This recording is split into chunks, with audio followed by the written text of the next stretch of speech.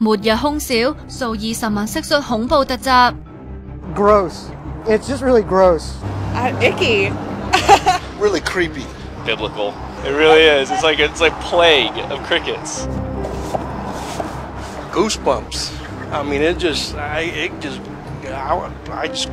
can't really describe it. You had to be here. 數以十萬計嘅蟋蟀由8月底開始湧現美國俄克拉荷馬城，唔止喺條街度，仲飛埋入去餐廳同鋪頭，令人毛骨悚然。Well, they were just all over the door, and so I was trying to unlock the door and get in and turn off the alarm all at the same time. And I was just trying to hop around to get away from it. 俄克拉荷馬州立大學昆蟲學家話，今年春夏天天氣都好乾啊，7、8月雨季之後，好多土地都龜裂，搞到蟋蟀冇地方住，加上正值佢哋交配季節，所以導致大量蟋蟀飛入民居，可能要等成8個禮拜，佢哋先至肯飛走。係就係恐怖咗啲，但係專家話蟋蟀對人冇害，居民可以鬆返一口氣。只不過蟋蟀會食同類嘅屍體醫肚，專家就呼籲居民千祈唔好踩死佢哋，以免蟋蟀有嘢食之下不斷繁殖。